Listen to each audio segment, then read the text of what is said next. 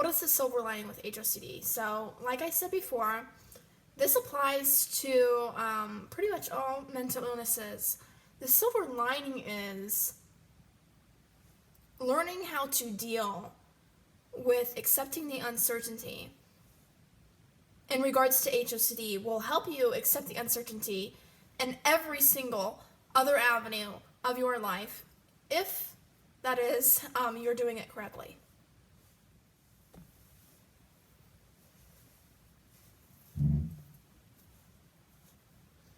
So, when people comment on my videos or email me and they say, Madeline, I can't get past this, and they like email me like 3 pages of their entire HOCD story, and I reply back, I try to be as thorough as I can, but sometimes I really would just want to be concise and get straight to the point, and I'll tell them, okay, listen, the only way out is through.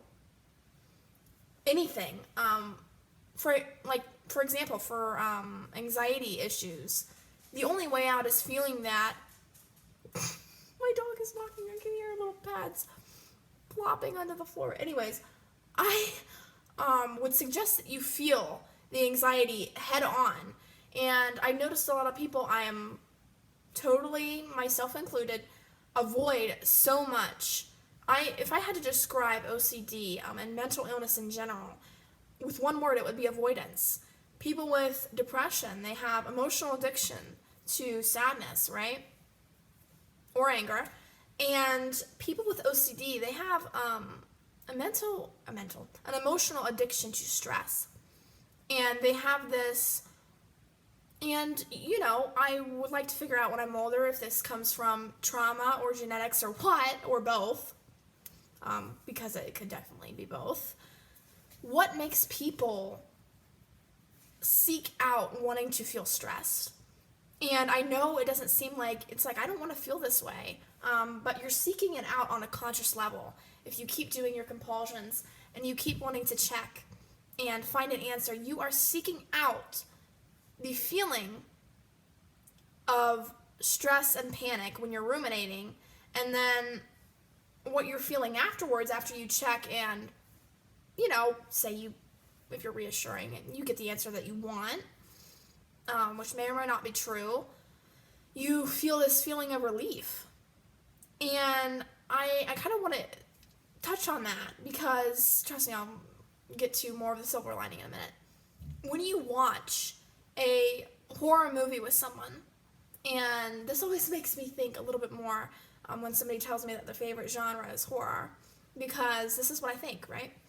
You watch a horror movie with someone, and during the movie, you're probably scared, right?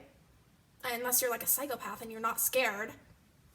Psycho. Anyways, you're unintentionally trauma bonding with that person. Why? Because after the horror movie is over, you're going to feel a connection with that person that you didn't feel before. It might be subtle, or it might be dramatic. I don't know. But that's what you're feeling. It's a loss of connection with the self, I think, mental illnesses, because with the true self, because your mind is malfunctioning so much that you don't even know who you truly are beneath all of the stress and anxiety and sadness, because you've spent your life in survival mode for so long that that's all you know. And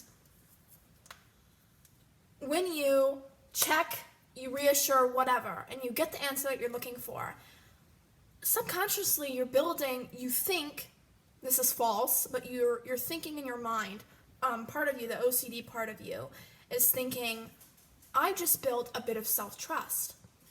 Why have I built self-trust? Self-trust, not really. Because I was in a state of panic, and I just solved it on my own, instead of seeking out help. I just solved that on my own. I've solved something. It's a feeling of aha, It's a false aha moment, but it's a feeling of aha. So it's a feeling of control. You now have a sense of control because you feel, okay, well, there was a huge problem that was stressing me out, and I have spent that much time worrying about it, and I just found a solution, and you feel like, okay, I can count on me. I have self-trust now. And that's just not the case. That could not be farther from the truth.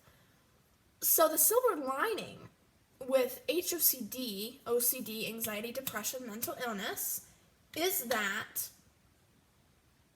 through exposing yourself to your fears, feeling every single emotion that comes up along the way, you will realize what little self-connection you had before. And you will actually build a true connection with your mind. And it won't be this, when you have a mental illness, your relationship with your mind, and sometimes body, usually body as well, is so rocky. It's so love and hate, because you have that part that attacks itself, and then you have the part that goes, look, I can take care of it as well, because I can. It's actually a cycle of self-abuse, if you think. Because if you look at how other people abuse people, we'll take narcissists, for example, they will abuse them, cause panic, right?